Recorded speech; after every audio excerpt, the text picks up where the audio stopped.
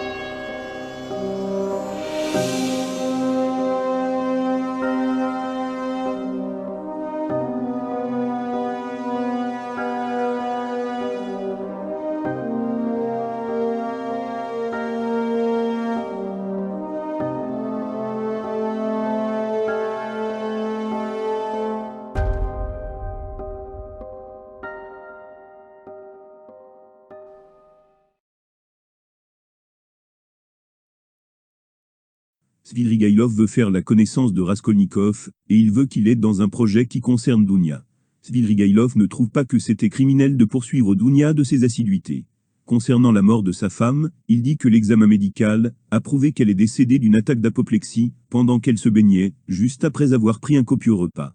Il avoue avoir donné 2 coups de cravache à sa femme le jour de sa mort. Il dit avoir frappé sa femme une autre fois peu après leur mariage, il y a 7 ans. Cela fait 3 jours qu'il est arrivé à Saint-Pétersbourg. Il n'est pas retourné dans cette ville depuis 8 ans, au moment où il a rencontré Marfa. Il allait alors être emprisonné pour dette. Elle a donné 30 000 roubles, alors qu'il en devait 70 000. Ils se sont épousés et Marfa l'a emmené à la campagne. Marfa le tenait à cause d'un document attestant qu'elle a déboursé 30 000 roubles pour lui. Cependant, Svidrigaïlov reconnaît que ce document ne l'entravait pas. Marfa lui a rendu ce document, il y a 1 an. Svidrigaïlov dit avoir déjà vu 3 fois le fantôme de Marfa, qui à chaque fois ne lui dit que des futilités. Il a aussi vu auparavant le fantôme de Filka, qui était un de ses domestiques. Raskolnikov ne croit pas aux fantômes. Svidrigaïlov pense que les fantômes ne se montrent qu'aux personnes malades. Il imagine un au-delà terrifiant, constitué d'une pièce étroite, avec des araignées dans les coins. Il remarque que lui-même et Raskolnikov se ressemblent. Svidrigaïlov est également contre le mariage de Dounia avec Lougine. Il dit qu'il n'est plus amoureux de Dounia.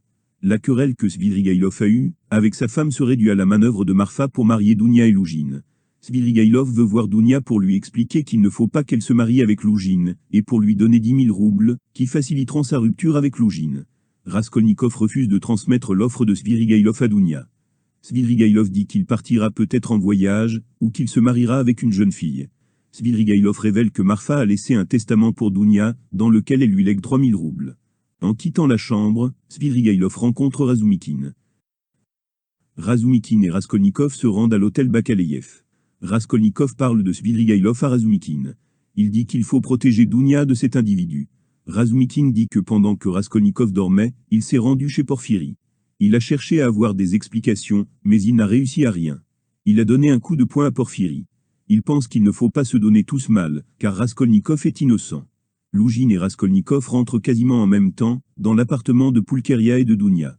Lougine ne part pas, comme il l'avait annoncé dans sa lettre au cas où Raskolnikov serait présent. Il parle de la mort de Marfa. Les 2 femmes apprennent que Svidrigaïlov s'est rendu à Saint-Pétersbourg après l'enterrement de sa femme. Lougine pense que Svidrigaïlov va profiter de sa venue à Saint-Pétersbourg pour s'enfoncer dans la débauche. Il pense que Svidrigaïlov est coupable d'un crime qui a été étouffé. Il y a eu une affaire étrange, avec la logeuse nommée Roslich. Il y avait chez elle une jeune fille, qui s'est pendue après avoir été outragée par Svidrigaïlov. Marfa aurait étouffé cette affaire. Svidrigaïlov aurait également poussé son valet Filka à se donner la mort, suite à des persécutions et des corrections. Dounia dit que lorsqu'elle a travaillé chez Svidrigaïlov, il lui semblait que Svidrigaïlov se comportait de manière convenable avec ses gens. Loujine prévoit que Svidrigaïlov va chercher à revoir Dounia et Pulcheria. Il ne pense pas que Svidrigaïlov ait hérité d'une grande fortune de la part de Marfa. Raskolnikov dit qu'il vient de voir cet homme. Svidrigaïlov lui a soumis une proposition pour Dounia et a dit que Marfa a légué 3000 roubles à Dounia. Comme Raskolnikov ne veut pas dire de quoi Svidrigaïlov voulait entretenir Dounia, Loujine s'apprête à partir. Dounia lui rappelle qu'il voulait parler de quelque chose avec Pulcheria. Loujine ne veut pas le dire, car Raskolnikov ne veut pas rapporter l'offre de Svidrigaïlov devant lui.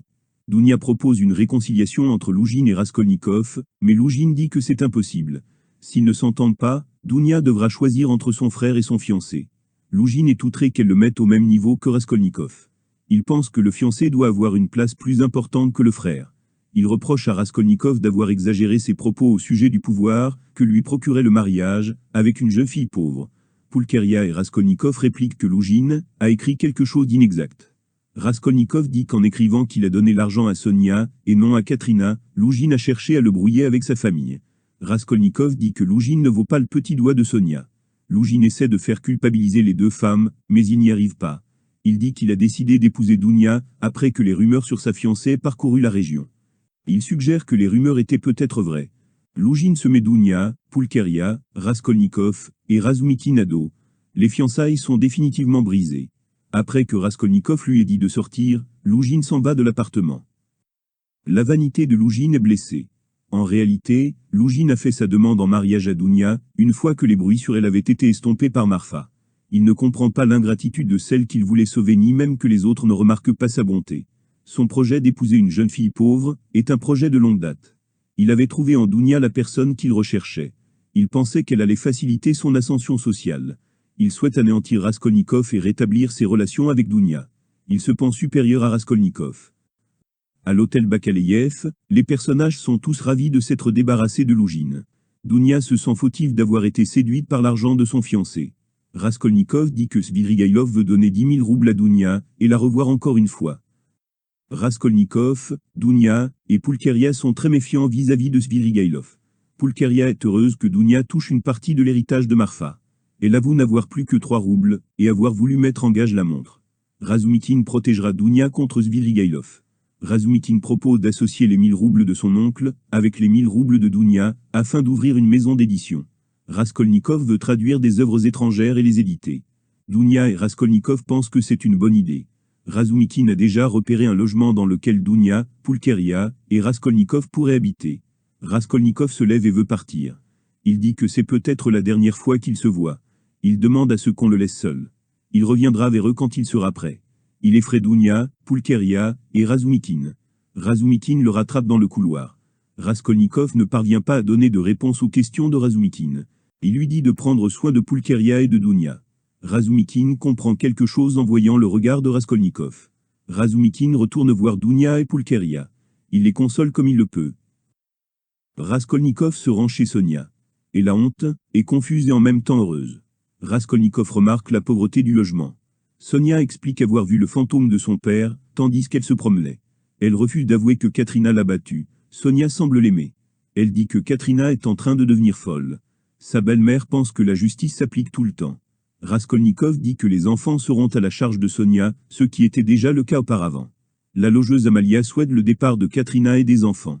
Katrina est trop fière pour arranger les choses. Elle a le projet fou de vivre à la campagne et d'y ouvrir une pension pour jeunes filles de la noblesse. Parallèlement, Katrina n'a pas pu acheter de souliers à 2 de ses enfants par manque de moyens. Sonia avoue avoir été cruelle envers Katrina. Par exemple, elle a présenté des cols et des manchettes à Katrina pour les lui refuser ensuite. Raskolnikov lui dit que Katrina va bientôt mourir de sa maladie. Raskolnikov demande ce que deviendront les enfants si Katrina mourait et si Sonia devait aller à l'hôpital. Sonia dit que Dieu ne le voudra pas. Raskolnikov essaie de savoir si la famille ne pourrait pas s'en sortir en économisant ou en mettant sur le trottoir Polanka. Sonia répond que Dieu ne le permettra pas. Raskolnikov émet l'hypothèse que Dieu n'existe pas. Raskolnikov remarque que Sonia, tout comme Katrina, est en train de devenir folle. Raskolnikov embrasse le pied de Sonia. Il dit qu'il s'est incliné devant toute la souffrance humaine. Il lui révèle qu'il a dit tout à l'heure à un homme qu'il ne valait pas le petit doigt de Sonia à cause de sa souffrance de la jeune femme. Raskolnikov dit qu'elle s'est livrée inutilement, et que ce qu'elle fait ne sert à rien ni à personne. Il se demande comment peuvent coexister les sentiments de Sonia et le milieu dans lequel elle évolue. Quand Raskolnikov évoque de sauter la vie, Sonia dit qu'elle ne le peut pas, car elle doit s'occuper de sa famille. Raskolnikov parvient à voir à travers Sonia. Elle a gardé une pureté de cœur. Il comprend pourquoi elle ne s'est pas donné la mort, n'est pas devenue folle, ou n'a pas été engloutie dans le vice. Il finit par découvrir que Sonia parvient à supporter sa situation, car elle est une fanatique. Raskolnikov remarque une Bible chez Sonia, qui a été donnée par Lizaveta. Il demande à Sonia de lire le passage de la résurrection de Lazare. Parce qu'il sait que Sonia ne se rend pas souvent à l'église, il pense à tort qu'elle ne se rendra pas à l'enterrement de son père. Elle s'est récemment rendue à l'église pour célébrer un office pour des morts pour Lizaveta. Sonia et Lizaveta étaient amies. Raskolnikov redemande à Sonia de lire le passage demandé. Malgré des résistances, Sonia lui lit ce qu'il demande. Au fur et à mesure, Sonia a de plus en plus envie de lire, et elle met de l'émotion dans sa lecture. Sonia et Raskolnikov semblent être placés sur le même plan. Raskolnikov lui dit avoir quitté sa famille, et dit qu'il n'a maintenant plus qu'elle, et qu'ils marcheront ensemble. Il reconnaît qu'ils ont voulu tous les deux sauter le mur, et qu'ils ont raté leur entreprise. Il est évident que Sonia ne peut pas rester dans sa situation, qui se révélera un jour ou l'autre catastrophique pour elle, et pour les enfants. Raskolnikov lui dit qu'il lui révélera demain qui a tué Lizaveta. Il s'en va. Svidrigaïlov, qui habite le logement d'à côté, a entendu la conversation. Le lendemain, Raskolnikov se rend au bureau de Porphyri. Raskolnikov doit attendre avant de pouvoir entrer dans le bureau. Porphyri se met à l'appeler petit père tout au long de son discours. Raskolnikov lui passe la lettre que Porphyri lui avait conseillé d'écrire lors de leur dernière rencontre. Raskolnikov a peur de ne pas pouvoir se maîtriser, et de se trahir.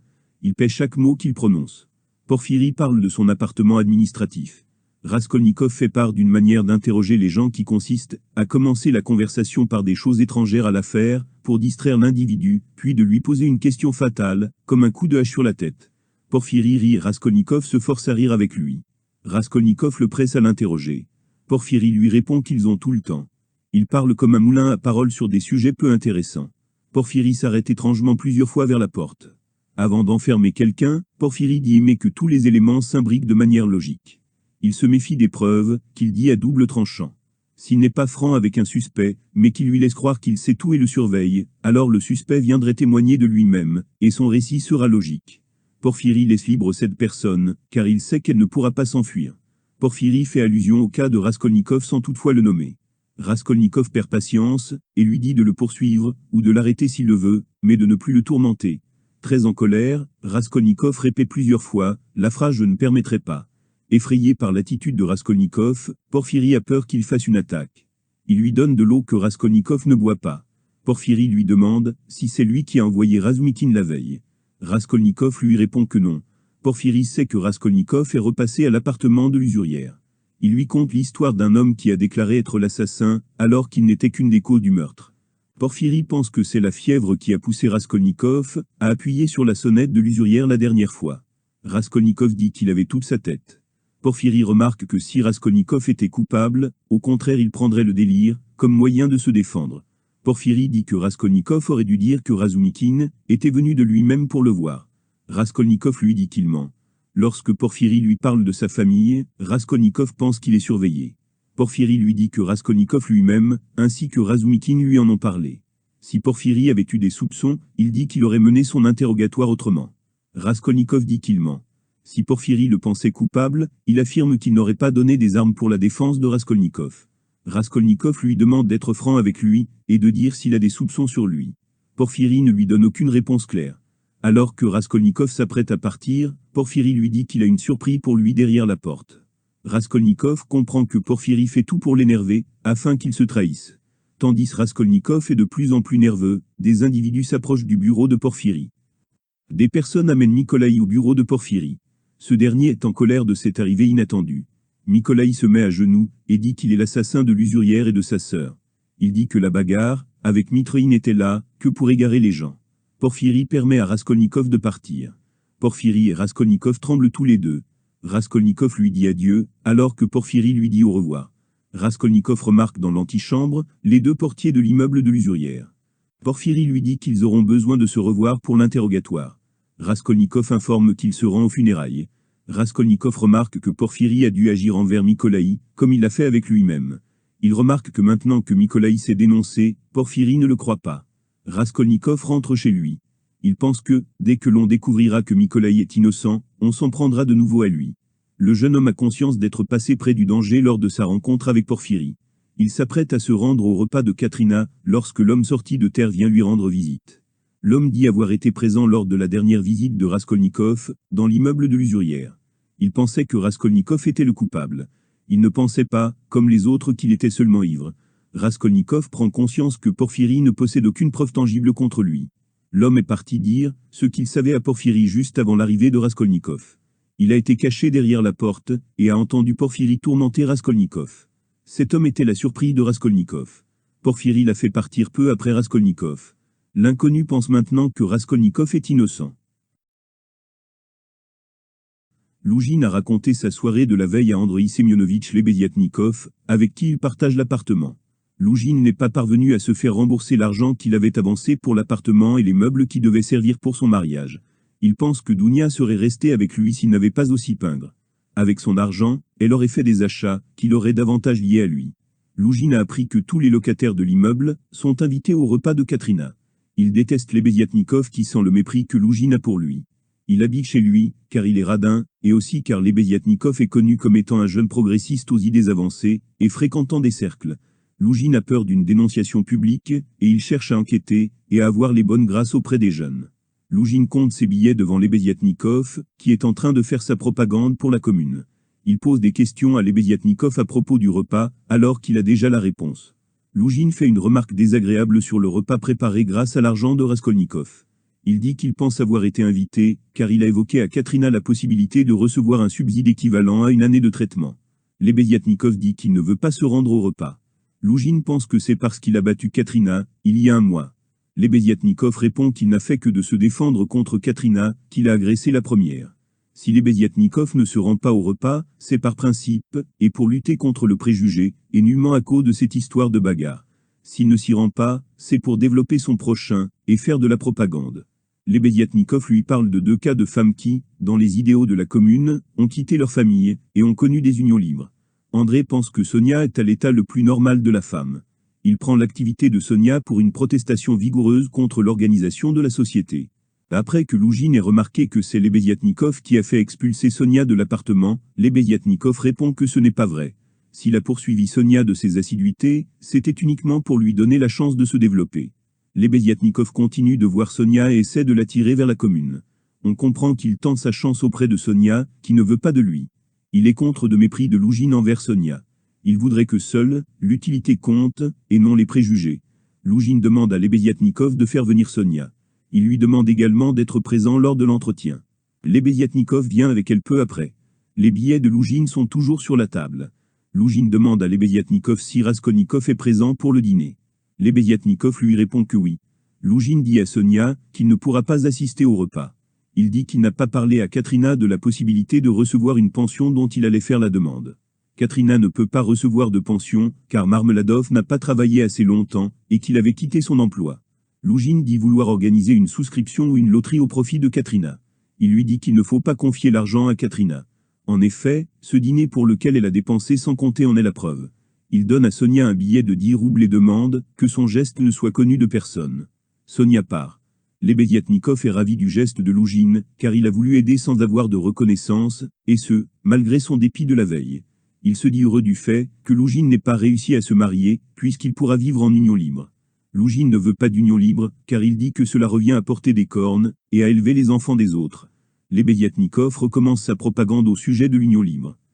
On ne connaît pas les réelles raisons qui ont poussé Katrina à faire ce repas qui a coûté 10 roubles, soit le reste de l'argent qui n'a pas servi pour l'enterrement. Le repas n'est pas aussi luxueux que Lougine a voulu le faire croire. Katrina a été aidée par un petit Polonais qui a fait les courses. Elle l'a accablé de louanges avant de lui faire des reproches. Katrina peut passer rapidement d'un état à un autre. Amalia s'est occupée de cuisiner et de préparer la table. La logeuse a aussi pris soin de sa tenue de deuil. Katrina trouve qu'Amalia est trop impliquée dans le repas, et elle a l'intention de la remettre à sa place. D'autres éléments irritent Katrina. En effet, seul le petit Polonais a assisté à l'enterrement et seuls, les locataires les plus insignifiants et les plus pauvres viennent au repas.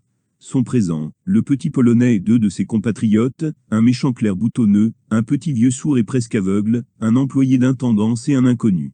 Katrina pense que c'est à cause d'Amalia, si les gens les plus respectables ne sont pas présents. Katrina est heureuse de l'arrivée de Raskolnikov. Elle se met à lancer des piques sur Amalia. Sonia revient à table. Elle dit que Loujine ne pourra pas assister au repas. Sonia et Katrina n'ont pas eu les moyens de s'acheter des vêtements de deuil. Katrina fait un portrait élogieux de son mari, mais elle est toujours contredite par l'employé d'intendance. Sonia est inquiète, car elle sent que le repas va mal finir. Elle sait que les meilleurs locataires ne sont pas venus au repas à cause d'elle. Amalia se met à raconter une anecdote. Katrina se moque d'elle à cause de son accent allemand. Katrina dit que grâce à la pension qu'elle va recevoir, elle va ouvrir une institution pour jeunes filles de bonne famille. Katrina montre à ses invités son bulletin d'éloge. Amalia, ne pouvant souffrir d'être mise de côté, fait une remarque à propos de l'institution. La situation entre Katrina et Amalia ne fait que s'envenimer. Au moment où Katrina veut arracher la coiffe d'Amalia et la piétiner, Loujine fait son apparition. Katrina veut que Loujine le protège d'Amalia, mais il n'a que faire de la querelle entre les deux femmes. Il dit venir ici pour s'expliquer avec Sonia. Il accuse Sonia de lui avoir volé un billet de 100 roubles. Sonia ne voit pas de quoi il veut parler. Katrina protège sa belle-fille de l'accusation. Elle prend le billet de 10 roubles et le jette sur Loujine. Elle fouille elle-même les poches de Sonia et découvre le billet de 100 roubles. Des voix se lèvent contre Sonia. Katrina continue de croire sa belle-fille innocente et elle la défend de l'accusation. Loujine pousse Sonia à se dénoncer. Lebediatnikov vient. Il dit que Loujine a glissé en cachette un billet de 100 roubles dans la poche de Sonia. Ce qu'il avait pris pour un bienfait est en réalité un acte bas. Il ne comprend pas pourquoi il a agi ainsi. Loujine ne reconnaît pas les faits. Raskolnikov explique pourquoi Loujine a fait cela. Il a fait passer Sonia pour une voleuse, pour montrer que Raskolnikov s'était trompé en plaçant Sonia au même niveau que Dounia. Lebediatnikov conforte son argument, car Loujine lui avait demandé tout à l'heure si Raskolnikov était présent au dîner. Les invités se dressent contre Loujine, qui ne reconnaît pas son tort. L'employé d'intendance lance un verre sur Loujine, mais il atterrit sur Amalia. Loujine sort, prend ses affaires et part de l'immeuble. Sonia retourne chez elle. Amalia met Katrina et sa famille à la porte. Katrina sort avec ses enfants, avec l'intention de trouver la justice. Raskolnikov se retire. Raskolnikov se rend chez Sonia. Il lui fait remarquer que si Loujine ne l'a pas envoyé en prison, c'est grâce à la présence fortuite de Raskolnikov et de Lebediatnikov. Il lui demande si elle sacrifierait Katrina ou Loujine, si elle avait à choisir. Sonia est incapable de répondre, car ce choix doit être laissé à la providence. Au fur et à mesure que vient l'instant de la révélation, Raskolnikov souffre de plus en plus. Raskolnikov va lui dire qui a tué Lizaveta. Il essaie de le lui faire deviner. Elle finit par comprendre. Quelques instants plus tard, Sonia serre Raskolnikov dans ses bras. Elle pense que personne n'est aussi malheureux que Raskolnikov au monde. Elle le suivra au bagne. Raskolnikov ne veut pas encore y aller. Elle lui demande pourquoi il a fait ça. Il répond que c'était pour voler, avant de rejeter son argument. Il tranquillise Sonia en disant que l'argent qui a servi pour l'enterrement de Marmeladov et pour le dîner n'a pas été volé, mais envoyé par sa mère. Il lui avoue ne pas savoir exactement combien il a volé, et il lui révèle le lieu où il a caché l'objet de son vol. Il ne lui reste plus que Sonia, et il demande à ce qu'elle vienne avec lui. Il a maintenant compris qu'ils sont différents. Il commence à s'en vouloir d'être venu pour décharger sa souffrance sur Sonia, et se traite d'homme vil, lâche et méchant.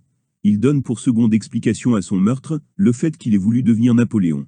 Puis, il rejette une nouvelle fois son argument. Il lui explique que s'il avait choisi la voie de l'honnêteté, il serait devenu riche, mais seulement d'ici une dizaine d'années. Durant ce temps-là, Pulcheria et Dounia auraient eu un sort peu enviable. L'argent volé aurait aidé lui-même, Dounia et Pulcheria durant les premières années. Sonia rejette cette explication. Raskolnikov n'a l'impression de n'avoir tué qu'un pou. Sonia lui fait remarquer qu'il s'agit d'un être humain. Raskolnikov avance une autre explication. Il a tué, car il est égoïste, envieux, méchant, vil, rancunier et aigri. Il aurait pu s'en sortir grâce à l'argent de Pulcheria et à l'argent qu'il aurait pu gagner s'il avait continué à travailler. Cependant, il a préféré rester enfermé chez lui. Il dit que ce n'est pas encore la bonne explication. Il soumet encore un argument. Il a voulu changer les gens autour de lui, mais l'entreprise a été vaine. Il a compris qu'il suffit d'oser pour avoir le pouvoir. Il a osé en tuant les deux femmes. Il finit par dire que c'est le diable qui l'a poussé au meurtre. Après coup, le diable lui aurait dit qu'il n'était qu'un pou, et qu'il n'aurait pas dû commettre son crime. Quand Raskolnikov demande à Sonia quoi faire, elle lui conseille de se racheter en se dénonçant. Elle lui dit d'aller au carrefour, d'embrasser la terre, et de dire au monde entier qu'il a tué. Raskolnikov ne peut pas se dénoncer. Sonia imagine la vie insupportable de Raskolnikov, qui devra vivre avec sa souffrance. Il avoue qu'il est recherché, et qu'il compte bien se battre contre ses accusateurs, qui n'ont aucune preuve contre lui. Sonia lui propose de prendre ses deux croix.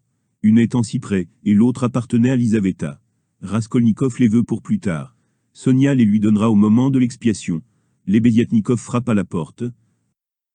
Lebediatnikov dit à Sonia que sa belle-mère est devenue folle. Katrina s'est rendue chez Semyon Zacharovitch d'où elle a été chassée. Elle aurait injurié et jeté un objet sur Semyon Zacharovitch. Pour gagner de l'argent, elle et ses enfants sont faire les saltimbanques.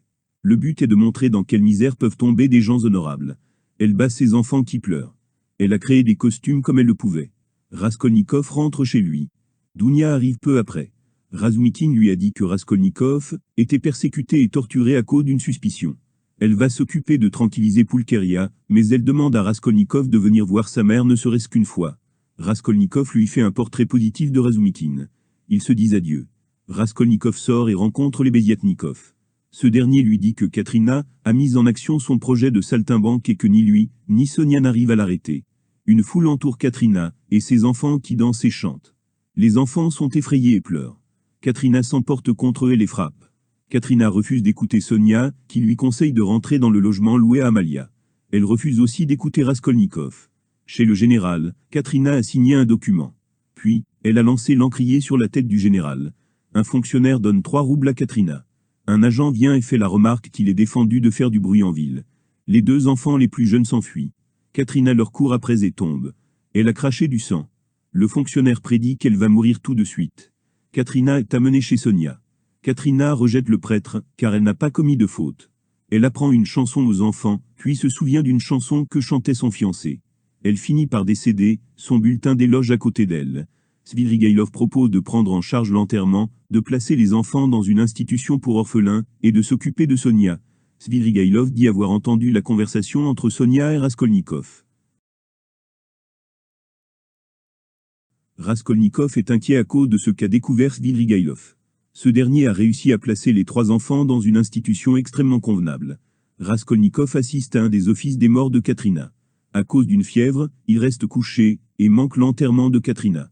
Razumikine vient le voir chez lui, alors que Raskolnikov est en train de manger.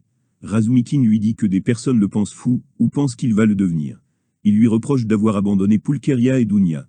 Il lui apprend que Pulcheria est malade. Angoissée, elle est venue à l'appartement hier avec Sonia et Razumikine. Ne l'ayant pas trouvé, elle en a conclu que Raskolnikov l'avait oublié. Elle pense qu'il est, avec sa petite amie Sonia. Razumikine a été voir Sonia, mais il n'y a pas trouvé Raskolnikov. Il pense que Raskolnikov n'est pas fou.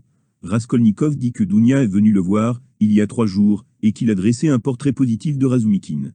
Raskolnikov confie Dounia et Pulcheria à Razumikine. Razumikine pense que le secret de Raskolnikov est une vétille. Il révèle que Dounia a reçu une lettre qui l'a inquiété. Razumikine dit que Porphyri lui a appris que le peintre s'est dénoncé pour le crime de l'usurière. Porphyri a même réussi à l'expliquer psychologiquement. Après l'avoir quitté, Razumikine pense que Raskolnikov est un conspirateur politique.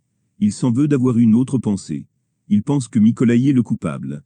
Raskolnikov devine que Porphyri sait qu'il est le coupable, et qu'il ne s'agit pas de Nikolaï. Raskolnikov s'apprête à sortir pour rencontrer Svidrigaïlov. Cependant, il trouve Porphyri sur son palier. Porphyri lui demande un entretien, le temps de fumer une cigarette. Raskolnikov l'invite chez lui.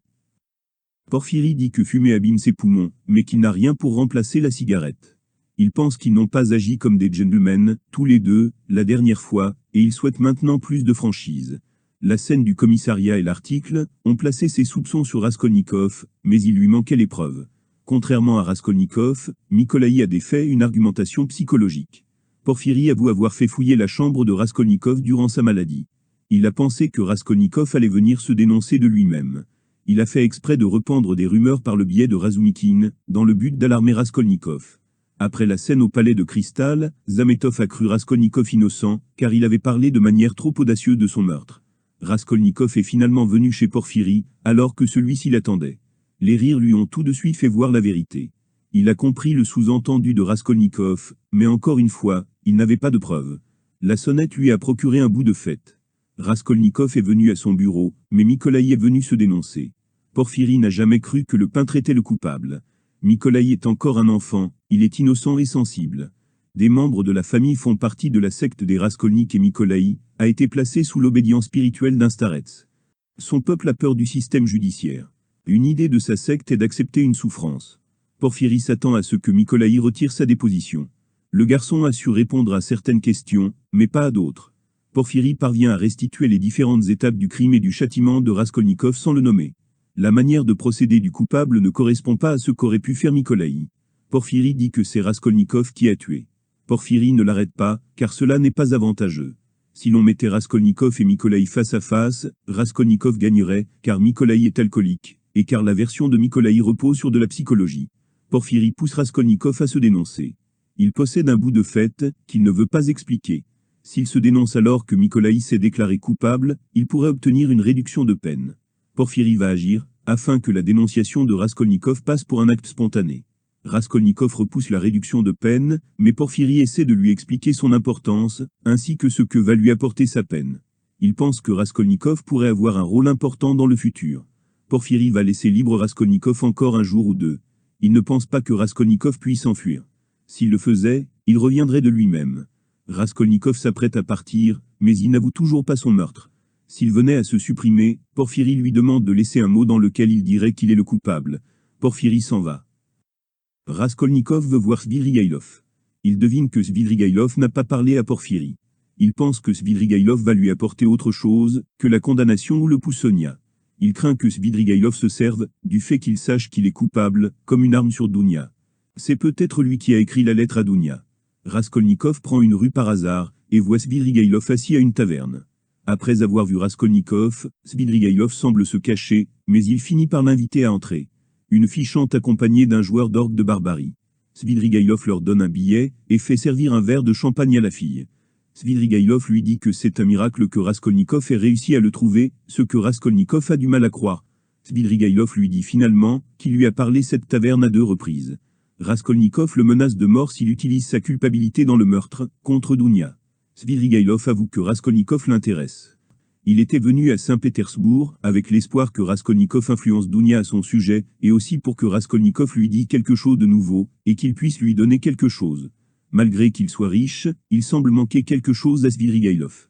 Il mange des mauvais repas dans une taverne, et vient de boire un demi-verre de champagne qui le saoule. Svidrigaïlov va accorder 1 heure à Raskolnikov. Svidrigaïlov dit qu'il n'a pas de fonction ni de spécialité particulière. Sa vie se résume en une phrase. Il avoue être venu à Saint-Pétersbourg pour les femmes. La débauche est pour lui une occupation. Si on ne dépassait plus les limites, il dit qu'il ne resterait plus que de mettre fin à ses jours. Il est dégoûté par le fait de se supprimer, car il a peur de la mort. Raskolnikov s'apprête à se lever, car il se rend compte que Svidrigaïlov est le pire scélérat du monde. Svidrigaïlov le retient en lui disant qu'il va lui parler de Dounia.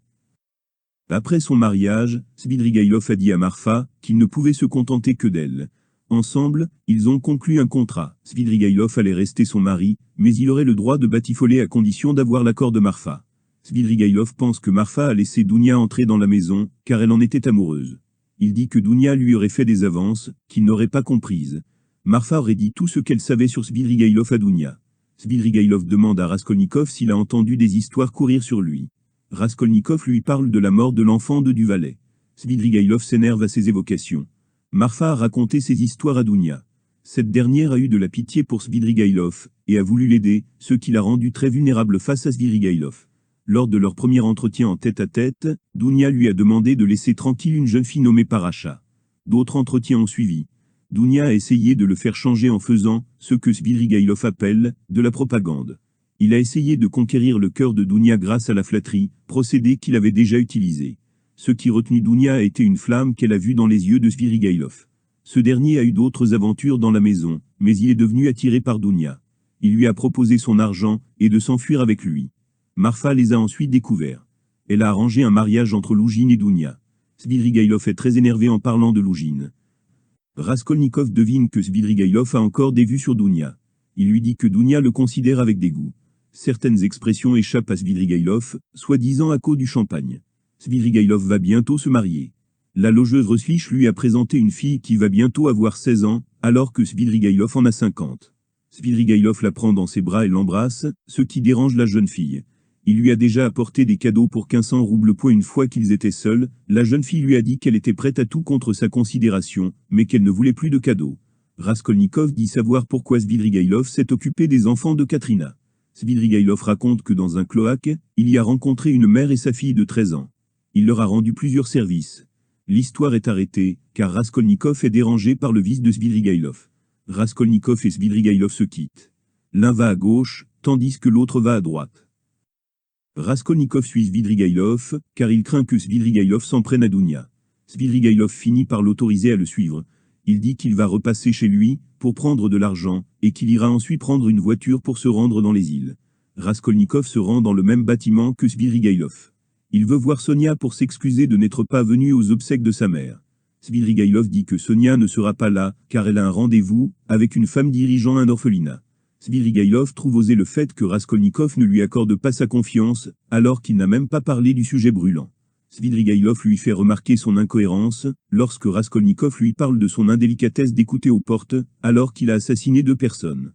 Svidrigaïlov lui conseille de partir. Il veut même lui offrir de l'argent pour le voyage. Raskolnikov ne veut pas de son offre. Svidrigaïlov lui conseille de mettre fin à ses jours s'il ne supporte pas son crime. Le logement de Sonia est effectivement vide. Svidrigaïlov passe chez lui prendre un titre qu'il va convertir en espèces. Il monte dans une voiture. Raskolnikov ne le suit pas. Svidrigaïlov arrête sa voiture peu après. Raskolnikov passe à côté de Dounia sur un pont, mais il ne la voit pas. Dounia voit Svidrigaïlov. Dounia veut que Svidrigaïlov lui dise ce qu'il a à lui dire dans la rue. Svidrigaïlov parvient à l'attirer chez lui en mentionnant le secret de Raskolnikov. Svidrigaïlov fait tout pour la tranquilliser. Il lui dit que Sonia est sans doute chez elle. Les yeux de Svidrigaïlov recommencent à brûler de manière inquiétante.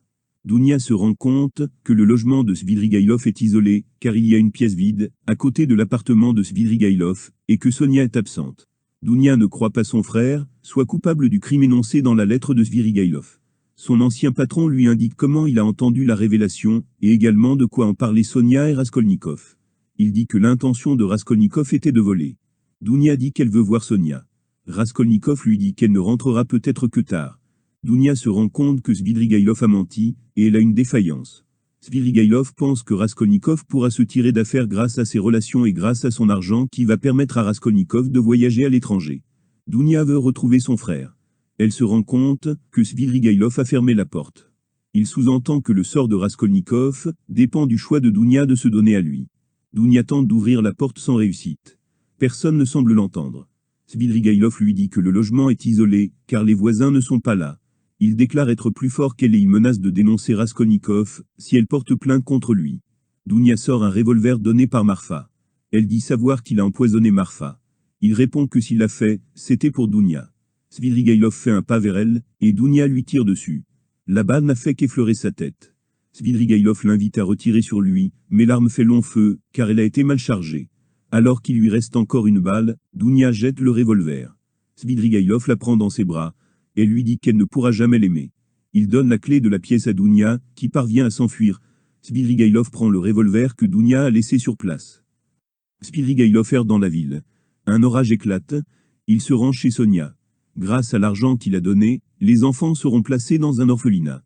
Il donne à Sonia 3000 roubles. L'argent servira quand elle suivra Raskolnikov en Sibérie, et pour régler les loyers en retard, que sa belle-mère n'a pas payé à Amalia. Svidrigaïlov se rend ensuite chez sa fiancée. Il lui donne 15 000 roubles, et l'informe qu'il reviendra bientôt. Il prend une chambre dans un hôtel. Le laquais le place dans une chambre petite et délabrée. Svidrigaïlov épie ses 2 voisins à travers une fente du mur. Le garçon lui apporte le thé et la nourriture qu'il avait demandé. Il est incapable de manger. Il commence à avoir de la fièvre. Svidrigaïlov se couche. Une souris court dans son lit, puis sur son corps. Il se réveille. Il se rendort et rêve d'un cottage, fleuri dans lequel se trouve une fillette dans un cercueil vraisemblablement morte noyée. Quand il se réveille, il est 3 heures. Il s'en va de sa chambre pour se rendre à l'île Petrovski. Dans le couloir, il aperçoit une fillette. Elle s'est cachée, car elle a peur que sa mère la batte après avoir cassé une tasse. Svidrigaïlov place l'enfant dans son lit. Il pense qu'elle s'est endormie, mais peu de temps après, elle se met à rire, et à avoir le visage d'une fille de joie. Au moment où il s'apprête à la frapper, il se réveille. Les mouches sont en train de manger son repas. Il part de l'hôtel. Il se poste devant un soldat, lui dit qu'il part en Amérique, et se tire une balle, avec le pistolet de Dounia. Raskolnikov se rend au nouvel appartement de Dounia et de Pulcheria. Il n'y trouve que sa mère. Elle ne veut pas l'importuner de ses questions. Elle dit avoir lu déjà 3 fois l'article de son fils, cela dit sans le comprendre. Elle pense que le caractère étrange de son fils est dû au fait qu'il soit un savant. Raskolnikov voit pour la première fois son article imprimé. La mère a un mauvais pressentiment concernant son fils. Elle souhaite partir avec lui et sa fille. Elle est même prête à accepter Sonia, mais Raskolnikov lui dit adieu. Il lui demande de prier Dieu pour lui. Ils pleurent et s'embrassent. Raskolnikov lui dit qu'il reviendra, et qu'il va partir très loin d'ici. Il part et rentre chez lui. Il y voit Dounia, qu'il a attendu toute la journée chez Sonia. Il lui dit qu'il vient de voir Pulcheria, mais qu'il ne lui a pas dit la vérité. Toutefois, il pense que Pulcheria l'a deviné. Raskolnikov raconte avoir passé la nuit près de la Neva, mais qu'il n'a pas pu se résoudre à mettre fin à ses jours. Il dit qu'il va se dénoncer.